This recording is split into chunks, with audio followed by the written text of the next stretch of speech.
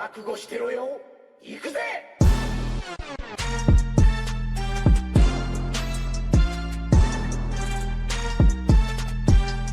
हे guys, super power battle explain के एक और एपिसोड में आप सभी का स्वागत है। तो आज हम ब्रेक डाउन करने वाले हैं डोरमामू एंड मैनगॉक की बैटल को। मैनगॉक जो कि इतना ज्यादा पावरफुल है कि उसने ओडिन एंड थॉर जैसे गॉड को ओवरपावर किया था, वही दूसरी तरफ डोरमामू जो कि एक प्योर मैजिकल बीइंग है। इन दोनों की बैटल डिस्ट्रक्टिव तो होगा, लेकिन अल्टीमेट विनर कौन होगा चलिए जानते हैं। सबसे पहले इनकी पावर्स एंड एबिलिटीज के बारे में शॉर्टली डिस्कस करेंगे, उसके बाद देखेंगे एक बैटल में इन दोनों में से कौन होगा ultimate winner. So now without wasting any more time, let's begin.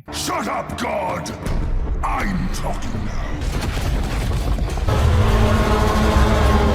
अगर बात करें मैनगॉक के बारे में तो उसे आप हेट ऑफ बिलियन बीइंग्स की फिजिकल फॉर्म भी कह सकते हो। मैनगॉक को मिस्टिकल एंड सायोनिक एनर्जीज की थ्रू पावर्स मिलता है। बात करें उसकी पावर्स एंड एबिलिटीज के बारे में तो उसके पास है vast amount of super human strength. अगर आप पढ़ेंगे Mighty Thor volume 2 and Thor Asgard's Avenger volume 11 तो आपको पता लग जाएगा मैनगॉक अपनी फिजिकल स्ट्रेंथ से इजीली थॉर को ओवरपावर कर सकता है। मैनगॉक की जो speed, agility, balance, body coordination and reflexes है वो एक फाइनेस्ट ह्यूमन एथलीट से भी काफी ज्यादा इनहैंस्ड एंड सुपीरियर है। मैनगॉक के पास है सुपर ह्यूमन स्टेमिना। मैनगॉक की जो फिजिकल स्टेमिना है वो लिटरली लिमिटलेस है, यानी वो अपनी ओपोनेंट के अगेंस्ट एक एंडलेस बैटल भी कर सकता है without showing any sign of fatigue. Mangog के पास है सुपर ह्यूमन ड्यूरेबिलिटी। उसकी जो बॉडी है वो काफी ज्यादा हार्ड एंड काफी ज्यादा ड्यूरेबल है as compared to Asgardian god. Mangog highly resistant है all forms of conventional injury से। इसके अलावा वो ट्रिमेंडसली पावरफुल एनर्जी ब्लास्ट को विथस्टैंड कर सकता है विदाउट गेटिंग एनी डैमेज और इंजरी। मैनगॉक के पास है शेप शिफ्टिंग की एबिलिटी। वो मिस्टिसिज्म एंड मैटर मैनिपुलेशन की through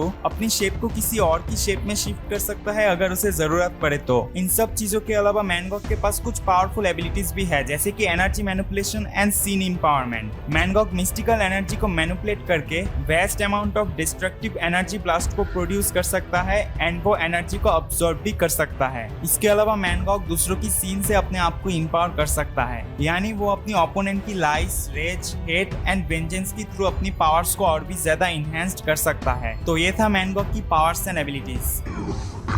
To die. Your world is now mine.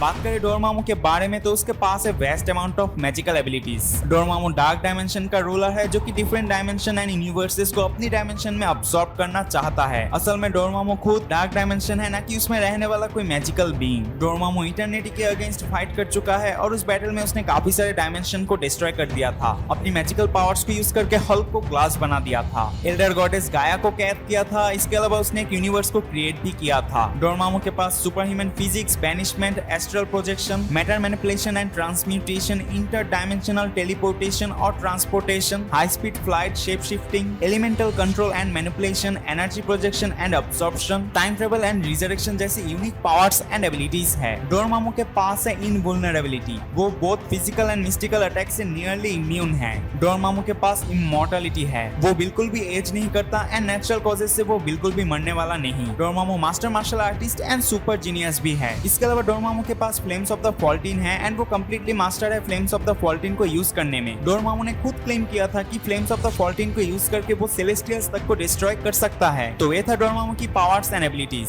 Dormammu की कोई बेसिक वीकनेस नहीं है, लेकिन अगर वो अपनी डायमेंशन से बाहर आ जाए तो उसकी मिस्टिकल एबिलिटीज लेस पावरफुल हो जाती है। Doctor Strange, sorcerer supreme issue number 1, 2 and 3 की अकॉर्डिंग डोरमामू एक लॉर्ड ऑफ केओस है and official handbook of the Marvel universe horror 2005 issue number 1 की अकॉर्डिंग डोरमामू क्लास 3 की एक डीमन है। Shut up, God! I'm talking now. Your journey ends here.